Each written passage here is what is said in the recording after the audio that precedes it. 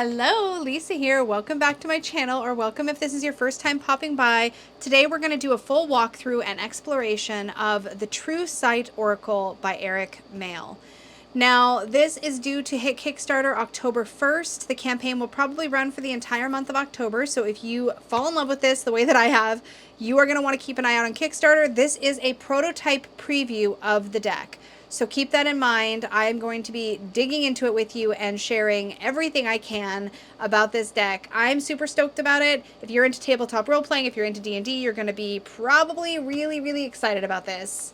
Let's get into it. So I don't know the particulars as far as whether I'm going to assume that you have the option to get the bigger standalone guidebook or just the deck as it is. And it does come with a little insert as well. We'll talk about all of that. I personally have always really enjoyed Eric's guidebooks. Now, Eric has several other decks. If you saw this in my recent deck roundup, you've already seen some of them. But the first deck of Eric's that I ever had was the Inkwitch Tarot, which is this deck. You may have seen this one. Oops. And I don't have the guidebook handy right now, but Eric does a really good job with the guidebooks. There's usually a lot of really useful, helpful information in there. And Eric's art style is just so lovely and soft and nice, and obviously all hand-drawn / painted. So this is the newest deck by Eric, but Eric also has the Endless Oracle, which also has a really lovely guidebook, as well as the Paper Oracle, which is a Lenormand deck. So these are other things by Eric. But the reason I'm especially excited about this is because Eric first started working on this deck when they were playing Baldur's Gate 3. Now, some of you, many of you, probably all of you by now know that I play Baldur's Gate 3 twice a week with my bestie, Dawn Michelle, and we have the bestest time ever. I'm obsessed with the game. We we just have an incredible time playing. So Baldur's Gate 3 and Critical Role were actually my gateways into the Dungeons & Dragons world. Funny enough, both of my stepsons growing up have been into tabletop role-playing, and we have had some family, like, one-off games, but I was really intimidated by role-playing, and funny enough, I'm much more open to it now, or much less intimidated by it now, having played Baldur's Gate 3 for so long, which sounds kind of silly, but it really familiarized myself with a lot of the sort of basic mechanics, even if it's not a one-to-one sort of exact thing. It really sort of brought me into the world and made it seem more accessible to me, and like, I'm all about that. So anyways, inside the tuck box, now keep in mind this is a prototype, so things about the box, the book, the card backs, or the card designs might change slightly between now and when this deck hits Kickstarter. So just keep in mind that, again, this is just a prototype. It does come inside the tuck box with a little fold-out sheet, and this does have, for every card, a couple of keywords you can use to work with the card, and a little bit of information about how to use this deck as an Oracle deck, as well as how to use it in a D&D campaign. So you do get enough just in this little pamphlet to hit the ground running with this deck if that's all you get. But I will say that, again, in the book you're going to get more information. The book is not finished, but this is a pre-prototype print of this. And there's a foreword, as well as some information on using the deck and using it in your role-playing game, in your tabletop role-playing game. And then also information on every card, both information about how to read the card as like an Oracle card, but then also information about how the card would affect you in a game if you're using this in a tabletop role-playing game, which I think is really freaking cool. So if you're into that kind of thing, you're going to find information about that in the guidebook. And so I know that, like I said, this is still a work in progress, but really excited about it. Okay, now the backs of the cards look like so. We have this D20 shaped design with one of Eric's classic flower patterns and kind of plant motifs going around the outside edge. I just think that's really smart and fun. Oh my gosh, this deck with a dice reading, if you don't know, so Dawn Michelle and I created a dice casting system using Dungeons and Dragons or tabletop role-playing dice. In fact, I'm gonna get my little dice rolling thing because I feel like it's appropriate. Because I want to show. Look at this beautiful dice tray. This is called a dungeon box. This is actually a birthday gift from Dawn Michelle. And I have in here I have this in here. I think this is for like a bigger dice or like tokens or something, but I have this really gorgeous golden unicorn, I guess, pendant. This was sent to me actually by my other bestie, Danny. And so this lives in here because I just think it looks really pretty there. But these are my two nice sets of dice. So I'm going to actually pull out my petrified wood dice. But anyways, Dawn and I created a divination system using dice.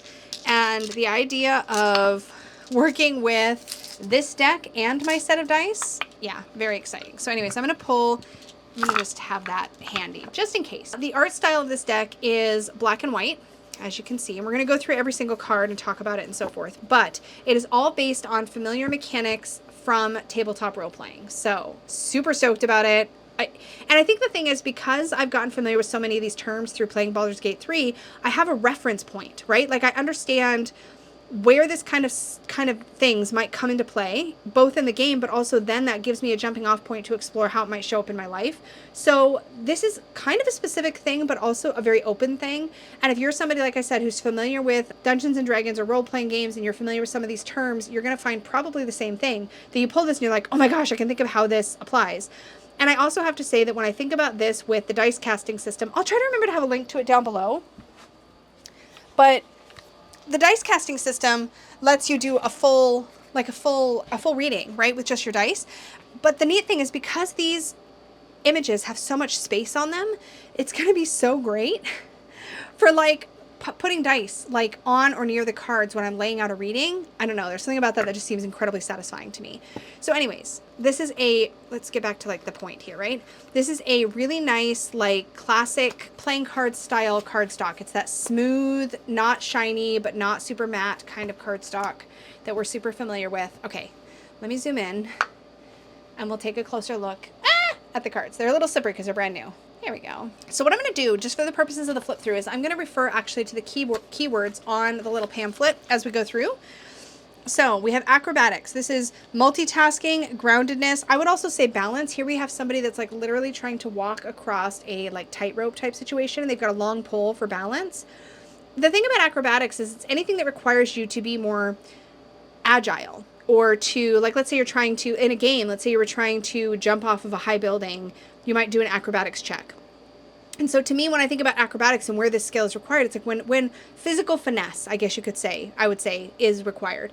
And so when you see this and then you see multitasking and groundedness, sure, there's an element of sort of juggling or trying to stay on your feet, so to speak. Advantage in D&D is when you get to roll, like let's say you're doing a roll, and let's say you're doing an acrobatics check actually, and you have to roll, you're trying to get, let's say a 15 or higher. I don't know, I'm just randomly saying. And you roll, advantage means you get to roll 2 d20s and take the higher number. So here I've got an 18 and a 10. Because I have advantage, I get to take the 18 in that roll then. So that's kind of how that works. And so as far as like meaning, in here it says advantage is advantage, benefit, and upper hand. This can be like a twist of fate in your favor, right? It's a little bit of a helping hand, perhaps from a spirit guide or something like that. Next we have, I should flip these over this way so they're not distracting. Next we have animal handling, and in here it says wild nature, animalistic. I would think of animal handling, so it's a check when you're trying to deal with a force that maybe you don't speak its same language, but you need, again, a little bit of an assist. In fact, for this one, let's dive into the deeper guidebook and just see maybe how we would apply this in a reading. This card may be asking you to examine the more animal aspects of yourself and those around you. Are your most primitive needs being met or perhaps being overindulged in? It may be time to embrace your animal instincts or else rein them in and behave in a more civil fashion. So it's almost like the animal you're handling is yourself, like an aspect of yourself. So I love that in an oracle sense. Here we have arcana. So in here it says, in this little pamphlet, arcana is the mystical and esoteric knowledge. So we can dig into like mystery and things that maybe we don't always know. In a tabletop game, you might do an arcana check if you're trying to determine if some object you're touching is magical, for example. So when you think of that in life, it's like, how can we dig into the mystery more? How can we dig into the unknown a little bit more? And you can obviously apply it in a number of other ways as well. Armor class, this is like how you're defending yourself, your protection, right? And so what he's got here is defensiveness and barriers. That makes a ton of sense. Athletics. Oh, I got athletics and acrobatics mixed up. Okay, so this shows my lack of tabletop knowledge. I'm still a noob, y'all. Okay, so acrobatics, again, this is going to be more like balancing, multitasking, etc. Whereas athletics is like the thing for jumping and like leaping. Here it says athletics would be physical efforts and limits. So whereas acrobatics is more like finessey, athletics is more physical. So if you need to jump really high or fall from a really high place, that kind of thing. I think I said the same thing, but you know, that's the gist. Then we have bardic inspiration. This is fabulous because to me, this is like being in touch with something creative. What does Eric have here? Inspiration and creativity. I mean, this just makes so much sense. A bonus action. Now, when you're in combat, now, don't take my word for any of this because I'm like legit not an expert. I think I'm making it pretty clear that I'm kind of a noob. But let's say I don't know why I'm grabbing dice. Let's say you're in combat. You always get typically one regular action and one bonus action. And certain abilities will be considered a regular action, things like hitting something with a weapon. Other things might be considered a bonus action, like dashing. If you are a rogue, you might have a bonus action to dash, that kind of thing. I'm probably in the weeds with this, but I'm just really excited. Okay, so anyways, in here, bonus action is like doing extra or addition. It's like an extra bit that you get to do. Usually it's not your main thing. So like I could see this in a reading being like, okay, what's my bonus action in this scenario? Like what is the thing I'm doing that's extra, or what am I doing that's maybe unnecessary, or maybe where could I do a little something extra to get a benefit, right? So you can kind of play with it that way. And then here we have cantrip. A cantrip is like a spell that doesn't require a spell slot. And here, Eric says quick action and unprepared. Basically, it's the kind of thing you can use on the fly. You don't have to plan ahead for it. You can just, it's just a skill. It's an innate skill you have access to at all times. And so that's something to think about. Then we have charisma. This is just like it says, charisma in tabletop role playing, as in life, is sort of like your your X factor, I guess, how you come across. Here, Eric says people skills and socializing. Combat is exactly like it sounds. And here we have arguments, rivalry, and aggression.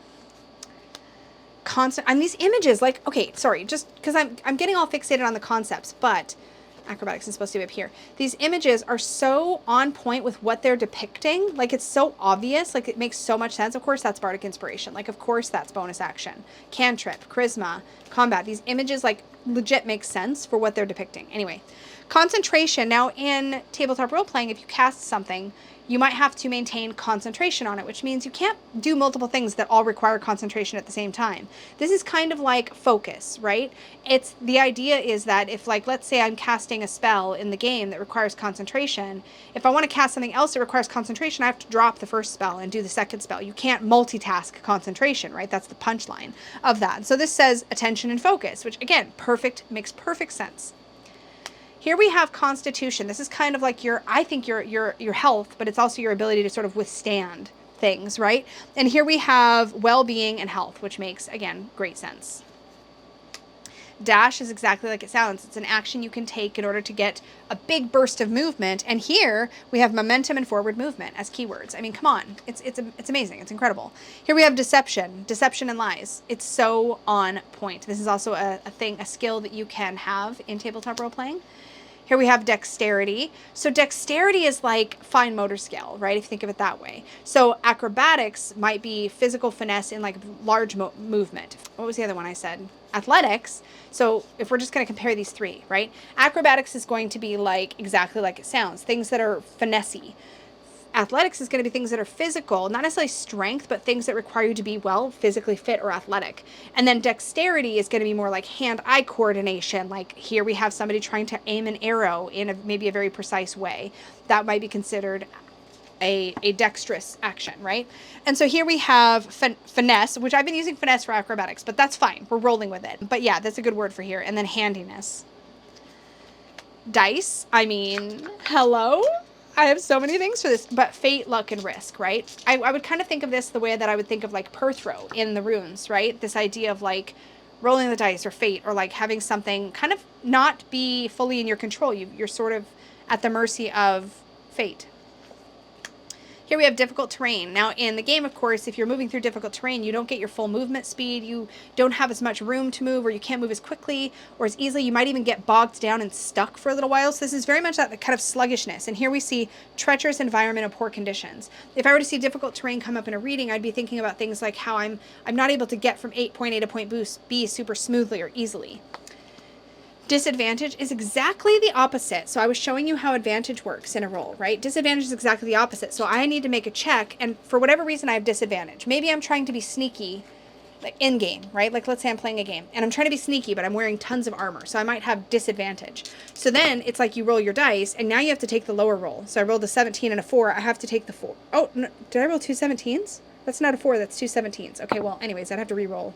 I got a nat 20, so I'd still get a 17. That was a great disadvantage example, but typically you have to take the lowest roll, and that's how disadvantage works. So in this deck, we have impediment and hindrance, right? Something's holding us back. Disengage. This is retreat and withdrawing. This is an action you take so that you are pulling back from combat and ideally signaling that you wanna get away from it, right? Here we have dragons. I mean, yes. Wonder, imagination, and fantasy. Absolutely.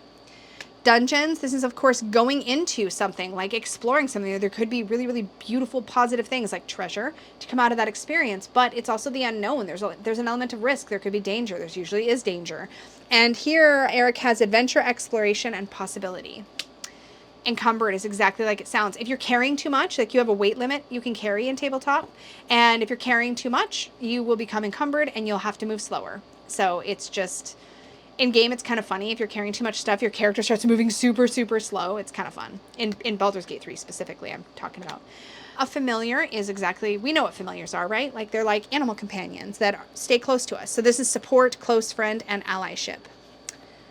Group check. So checking to see if everybody's available. Like here we have teamwork and group effort. Of course, this makes tons of sense. History, we're checking into things we know about the past, right? So this is the past, personal history, and recollection. Initiative. So if you don't know what initiative is, in the beginning of any combat in a classic tabletop role-playing game, everybody at the table would roll initiative, including the bad guys. So the person hosting the game would typically, the dungeon master or game master, would roll for all of the bad guys, but then everybody rolls, and that determines the turn order in combat because it's all turn-based. So if I roll my initiative, I got a 7. And let's say the bad guy rolled their initiative and they got a 4. I am going to go first. So that means I get to attack or do my actions before they do. So that's what initiative is. So in this deck, we have initiative as commencement, enterprise, and beginnings, which is just perfect for that. Here we have insight. I watch a lot of Critical Role, and in Critical Role, an insight check is like somebody saying something and you want to kind of see, are they lying? Are they telling the truth? Like, it's kind of like intuition in a way. It's like an intuition check. It's a gut check. And here we have intuition and sixth sense. I love that I'm saying this and then looking because it's so fun. Okay. Then we have intelligence. It's exactly like it sounds. Where's your smarts? Could be book smarts, could be street smarts, but where's your smarts? And here we have knowledge and learning as the keywords. Intimidation, this is when you're like somebody's trying to use an intimidating action. They're trying to intimidate. Maybe this is you in a situation. Maybe this is somebody else. But intimidation, according to Eric, is coercion and threats. Investigation, again, just like it sounds. This is like, to me, a very Page of Swords-y energy. We're digging in. We're trying to uncover what's going on beneath the surface. So again, digging deeply, scrutiny. Those are Eric's keywords. Long rest. In D&D, all of your everything gets replenished when you take a long rest, and it requires a long period of time to actually recuperate and regenerate your stuff. So if you've used all your spell slots for the day, if your health is low, everything gets reset after a long rest. There's also a short rest, which I hope is also in the deck, but we'll see when we get there. But a short rest replenishes some of your things, but obviously not all of your things. And this is a really great card about just rejuvenation and recharging your battery. And sometimes we think we can just do it in small bursts, but we actually need to do it in like sometimes we just really need a full long rest. So here, this is rest, slowing down, and taking breaks. Okay, I just cheated and looked. There is not a short rest. But I mean, this is the most effective card to have, I think, in a reading. We often need reminders to take long rests. Many of us are better at taking short rests. Anyway, moving on, we have medicine. Nurturing, healing, and treatment. Medicine checks would be things like, an animal has a hurt paw, and you need to check and see if you have the skill to help them. So yeah, this makes a lot of sense. Okay, in D&D, a natural 1 is called a crit. They're both called crits. Critical success or critical failure. A natural 1 is a critical failure. A natural 20 is a critical success. So oftentimes when you're playing a game, let's say in order to beat the skill check, you need to roll a 10. And for whatever reason, you have some special bonuses. Maybe you get a bonus because of the clothing you're wearing, or maybe one of your party members gives you a bonus. So you have all these bonuses. So you just really have to roll, like, you can even roll low and you'll still get to that 10. But if you roll a natural 1, it doesn't matter how many bonuses you have, you typically will still be considered to have failed that check. So it's an absolute failure. And a natural 20 is the exact opposite. It is an actual perfect success. So even if, I don't know, something else happens, typically a natural 20 you'd be considered to be very successful. So it's keywords from Eric here for the natural 1 is misfortune, defeat, and failure. And then for the natural 20 is success, potential, and excellence. Then we have nature, connection to nature and the outdoors. I mean, this one's obvious, but really this is how you're interacting with the natural world. It's a skill check or a skill you can build around, you know, being connected to the natural world. For example, we would say in real life application that somebody who, say, does really well with plants and natural medicine would have a very high nature skill, right? Well, maybe that's a bad example because in medicine, just come with me on the ride. I'm having fun here, okay? Okay, so then we have perception. For me, this is like your ability to just be aware of your surroundings, like what's going on. You're going to notice things more easily. You're going to be paying more attention in a general sense. So there's sort of like passive perception where you're just sort of aware of what's going on around you. And then there's like more active perception where you're looking. It's not quite investigation. You're not looking under things. You're just kind of being aware and really examining your surroundings. Anyways, the keywords here are awareness and the conscious mind. So that's great. Performance, exactly like what it sounds like, you know, putting on a performance, trying to distract or pull people's attention. So performance here is going to be presentation and appearance. Persuasion, again, exactly like it sounds. Here we have compromise and agreement. I love the shaking hands. It gives us more of a practical application in a real world reading. Then we have proficiency. So proficiency is obviously having a special knack for something. And in tabletop or in Baldur's Gate 3 or whatever, your proficiencies are things that you just naturally have a higher skill set in. Reaction. So this is abilities you might have or earn throughout the game or gain the skill to do where, let's say somebody does something to you, you might have a reactive ability, something you can use only in response to, say, an aggressive action by somebody else. So here the reaction says it's reactive or opportunity. So when we think of reactivity in a personal growth sense or in a, I don't know, communication sense, it's not always a good thing, right? Sometimes we're jumping to conclusions. We're reacting instead of responding mindfully. It's a very spur of the moment, instinctive sort of thing. And so seeing reaction in this sense is, I think, a really powerful card to have in an Oracle deck. A readied action, preparedness, forethought, and planning. I don't come into this particular thing in BG3, I don't think, but I believe a readied action means you're sort of holding something and you're ready to do it if you need it. And I think that's kind of what that is. So preparedness makes a lot of sense as a keyword here. Religion is exactly like it sounds like. So this would be spirituality or faith. Ritual cast, taking your time and mindful. So there's certain spells or abilities that are ritual cast. They don't take a spell slot, but they might take a little bit of extra, maybe cost or time. So that makes sense, right? So here are the keywords of taking your time and mindfulness make sense. A saving throw. When something's coming at you, you might have an opportunity to save so that that thing doesn't negatively impact you. It's kind of like a last chance to escape whatever that is. So here Eric uses the keywords persisting, withstanding, and perseverance, which I really love. Then we have sleight of hand. This is amazing. Again, what it sounds like. So this can be like trickery. This can be manipulation. Think the magician when he's really actually doing street magic, that kind of vibe. And Eric's keywords here are, well, trickery and mischief. That's amazing. Spell components. Spell components are the things you need in order to do a spell. If you want to do, let's say you want to revive somebody from the dead, that's a big deal. You need to have some really expensive and maybe hard to find ingredients, components on hand. Sometimes the spell component might not be a physical thing that you need to have. It might be a certain hand motion you need to do, or you might need to speak something. And so even though you don't need to, like, not everybody role plays those things in role-playing games, but you need to know the circumstance. So let's say you're hiding behind a tree and you want to cast a spell. Well, if it requires you to say something, then there might be a chance they might hear you, you know? So that's what a spell component is. It's whatever you need to do your spell. And the keywords here are materials, resources, and expense. So these can be both material things, like I said, like here there's diamond. That's a resource needed for like a big spell, like a revival spell. Anyways, I'm nerding out, y'all. Can you tell?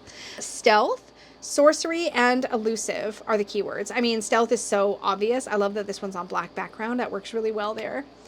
And then strength, exactly like it sounds like. Like we had acrobatics, athletics, and strength, right? So strength is going to be that, like, I'm trying to break this boulder, or I'm trying to like wrench the lid off of something, or like really get into it. So when we're thinking about this in terms of like an oracle, this is going to be stuff like really powering our way through a situation. So let's see what Eric's keywords here are. Power and force. Okay. Totally picking up what you're putting down, Eric. Then we have surprise. I mean, this is obvious. I love this because this is totally a nod to BG3 with this particular character. At least it is to me. Just love this. Love all aspects of this. And the keywords here, caught off guard, element of surprise, and shock. Then we have survival. This is like like Boy Scout stuff, like your ability to like make a fire, make your way through a path in an unknown wood. That's kind of survival stuff.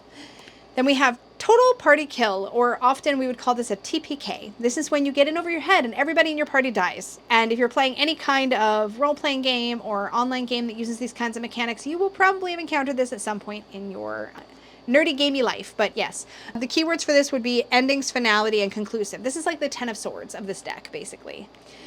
And then we have True Sight. I love this with the Hagstone. That's super cool. So I'm not as familiar with what True Sight is in game. I've seen it. I'm not familiar.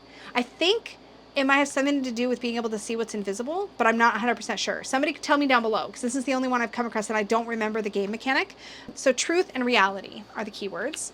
And then we have wisdom, comprehension, and logic. So in the game you can have intelligence, which is one thing, and you can also have wisdom. And wisdom is one of the stats that might be used for some spellcasters, right? Anyways, in this game, or sorry, in this deck, it's comprehension and logic. I think I might have already said that. Okay, I'm so excited about this. Can you tell? Can you tell? Can you tell? Okay, so we're gonna look at the guidebook. Again, knowing that things are still in progress, obviously, because the deck hasn't launched on Kickstarter yet, but we're gonna shuffle.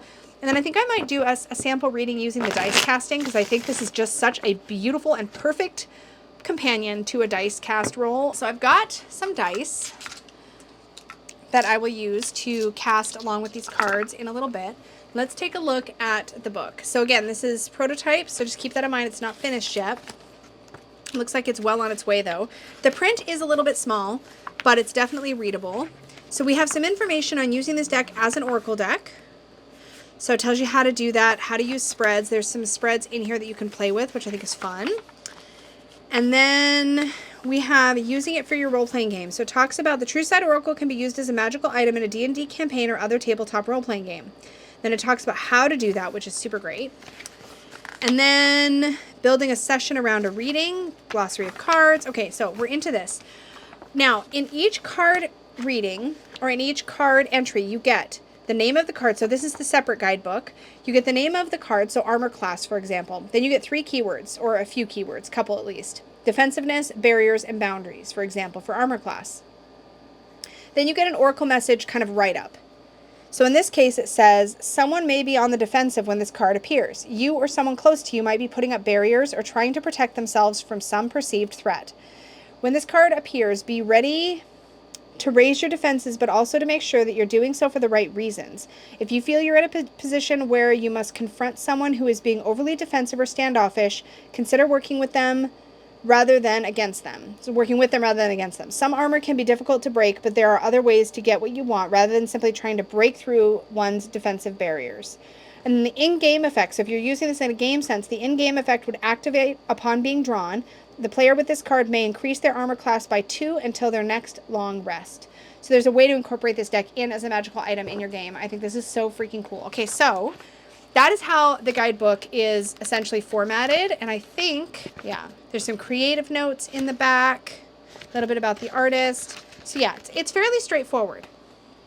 Now, let's pull out, for the sake of this, we're going to get into the dice casting system. I'm going to do a dice casting reading. I'm going to get to the quick reference sheets in the back because I have not memorized all this. I know a lot of them, but it's just easier if I have the sheets handy.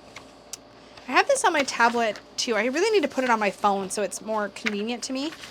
Anyways, into the quick reference sheets in the back. Alrighty, so I'm going to set this off to the side. I have my little tray here. And here's what I'm going to do. I am going to lay down, I've got to have a question, so let me think about that for a second. I'm going to do a 3-card reading, and then I'm going to pair the dice up. So I'm going to do that method. If you are not familiar with the method I'm talking about, make sure you check out Dawn Michelle's video where she goes through the 3-card, reading the cards and the dice in combination. She goes through that in detail in her video when we first introduced this system. I'm going to do a 3-card reading, so let me think about what my question is. I'm going to just say this is going to be, let's do a fake querent question. So I'm going to say I have a querent named Joe, and Joe wants to know what's going on in his relationship right now, or maybe where he needs to focus, what he needs to work on, or like whatever. He's just kind of a checkup and a check-in, right? Just what's good, what should we work on, what should we focus on? Okay, so I'm going to pull 3 cards, and then we're going to pull dice and kind of buddy it all up. All right, so I have Bardic Inspiration, Insight, and Saving Throw. So let's remind ourselves of the keywords for these three. So bardic inspiration is going to be like creativity and inspiration. Insight is intuition, sort of gut instincts. And then saving throw, let me remind myself here, is persistence, withstanding, and perseverance. So right off the bat, this tells me a few things, but let's get the dice going too and see how it all combines. So I'm going to start off with my D4 for the source of the issue, and we're going to pair this with bardic inspiration, as well as the D20 archetype of the reading. Where's my D20? That's right here. Yeah. All right, so I'm going to roll these first, and we're going to put these on the first card. I didn't roll in my thing. Anyways, 4 is Earth. This is physical. And 2 is the archetype. The archetype of 2 is going to be our High Priestess. Oh, I just turned the dice, but it was 2. Where's our 2? There it is. Okay, so we have High Priestess energy, which is interesting when we see insight in the second position. And the source of it is going to be Earth. That's physical body, that's resources, that's doing, that's like physical, right? So to me, when I see this paired with inspiration, and I'm thinking about, okay, this is really rooted in the physical, and the High Priestess and bardic inspiration are both about being inspired and kind of moving, listening to your gut, moving with your intuition. Where could physically there maybe be a disconnect that we need to kind of come together again? Where can we create more creativity, perhaps in intimacy, and like how we're connecting physically with our partner? This is the kind of thing I might be talking about with Joe. And then when we get to the insight card, this is going to be the center or focal point of the reading. We're going to go on to the next 2 dice, and here I'm going to roll the D12. Where does the focus need to be, right? What area do we need to kind of bring in or hone in our attention on? And then I'm also going to see how far into this process are they by rolling the 2 10-sided die. So this is going to give us our percentile, like what percentage, how far we are into the work. So this is going to give us our area of focus, our house. This is going to be where we're at in the process, right? So I'm going to roll these into my tray, and I got 26. Okay, so 26, when we think about the numbers, we're going from basically 1 to 100. 26 falls into balance, duality, and opposition. So perhaps this to me tells me that there's maybe we're not listening to our intuition with regards to this relationship. We're kind of disconnected from it. I'm going into the place of like opposition a little bit here, of like not really being in harmony with one's insight, not really listening to the gut so much, right? The area of focus is house 2. House 2 is your values. This is your possessions, your security, your resources, your sustenance. So perhaps the reason we're not wanting to dig in with our intuition is because there's something we know about something that's not quite flowing or working. Maybe we don't really want to address it, so we're kind of avoiding. So instead of diving into it, we're sort of pushing back against it. And even though we know there's something to be addressed here, we're avoiding. And in relationships, when we avoid, we create disconnection with our partner, right? We're not on the same wavelength. So then the third card here is saving throw. And this is again about, where did my little keyword sheet go? I keep forgetting what this one is. And I'm focusing on the dice too, but persistence, withstanding, and perseverance. So this is definitely not the time to like throw in the towel, right? So let's now roll to see for the last 2 dice. Let's just roll for what phase we're in right now. What phase is the relationship in? Where should we kind of like, this is our check-in card. And where do we maybe need more persistence? And then what advice do we have to sort of dig in and like do the work? So we're going to roll our last 2 dice, which is our D6 and our D8. So the D8, which is our phase, is 4. And 4 is momentum. So we really need to build some momentum in this area. We really need to dig in and then really start to like snowball our work in the relationship. So start to take small baby steps that are going to pick up and have a big impact over time. And then our advice is 3, which is all about power. So this is autonomy, purpose, and willpower. Now, willpower or purpose or power paired with saving throw makes a lot of sense to me, right? Because saving throw is talking about persistence and like really digging in and doing the work. Well, this is just emphasizing that message. So the advice is to really dig in. We're going to not avoid, right? We're not going to avoid. We're going to dig in. We're going to look at more creative ways to connect, especially physically. If we're missing that physical connection, we're going to like lean into that, right? So that's kind of what I would get for a message for Joe. But hopefully you can see how it's a combination for me. What's really fun with these cards is that their archetypes work really well in so many different situations, especially if you're familiar with these ideas or these words or these phrases. And if you're not, it's still like a super fun way to dig in.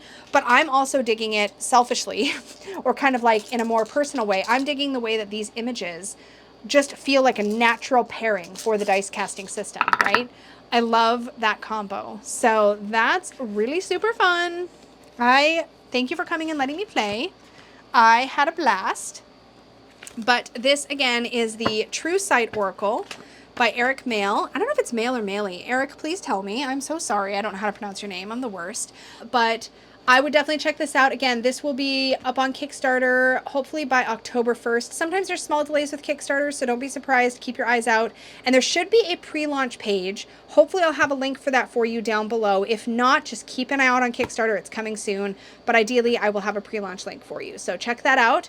And as always, thank you so, so much. Don't forget to do all of the YouTubey things. Click like, click subscribe, hang out, become a part of our little like family here. I would love to see you hanging around with me. And as always, an extra big thank you goes out to my Unicorn fam channel members. Thank you so much for your support of my work. I appreciate you so, so much. And until next time, may your magic always shine from the inside out. Bye.